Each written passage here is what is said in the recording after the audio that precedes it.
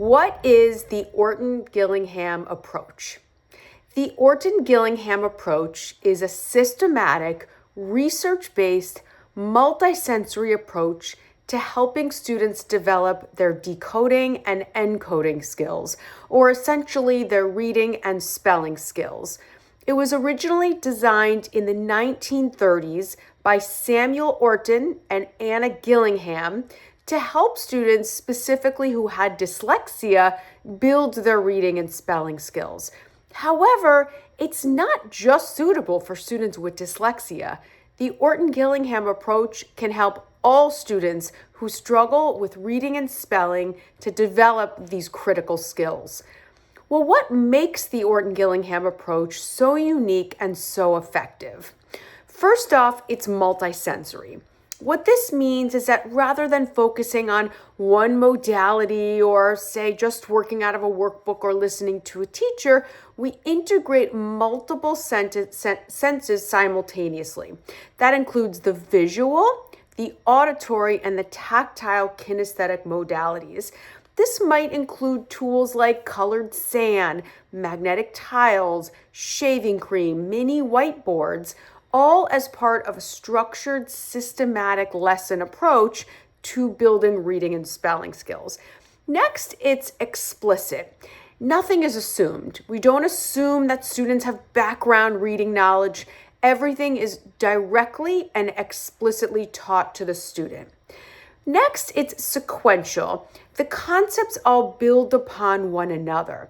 And as we introduce new concepts, we spiral back and we integrate previously taught concepts into new concepts to help students really retain the information and help it really stick in their long-term memory. And finally, it's diagnostic and prescriptive, meaning it's truly individualized to the needs and levels of each student. We spend as much time on a given concept with the student as we need to and as little time as we can, all in truly individualizing the instruction and moving at each student's pace.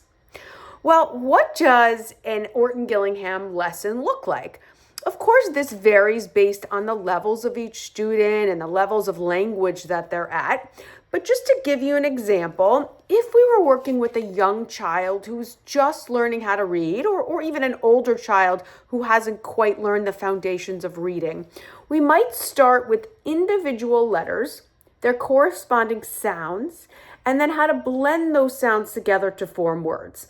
For example, if we were teaching the short vowel A, we might start with an audio-visual flashcard, like this is the letter A, like apple, we always have a key picture, it makes the sound ah. And then we would have the student do that with us until they're ready to do that on their own. A, apple, ah. Then we move into skywriting, where we work those gross motor muscles and we teach students the proper letter formation of each letter. So we might model nice and big. When we write the letter A, we go around, up, and down. And then we'll have the student do that with us, and then we'll have the student do it on their own. Next, we might bring in a tray of colored sand or sometimes shaving cream. Again, we'll model it once as the teacher. This is the letter A. When we write it, we go around, up, and down. Then we'll have the student do that on their own, and then we can even do it together sometimes. And then we're ready to move on to exercises in a workbook or supplemental materials to give them practice writing each of those letters A, or whatever letter we're working on.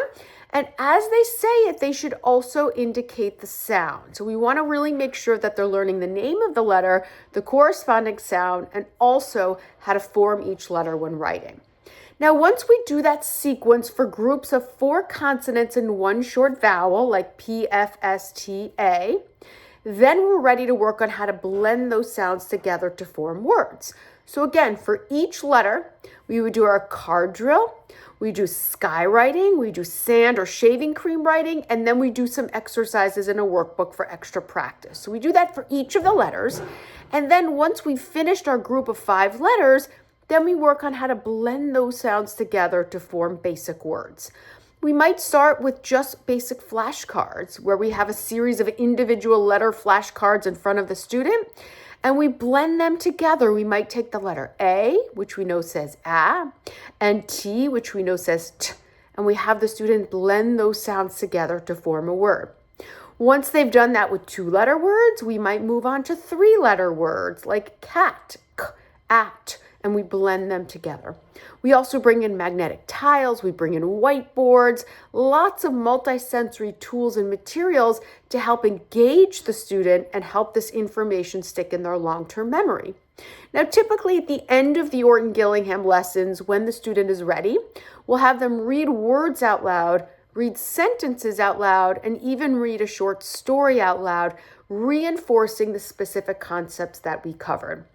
And again, the Orton Gillingham lessons build upon themselves, so we might start with words that contain consonant, vowel, consonant patterns, then move on to words with blends, consonant digraphs, vowel digraphs, multisyllabic words, prefixes, suffixes, roots, and so on, all building upon itself and all following the scope and sequence.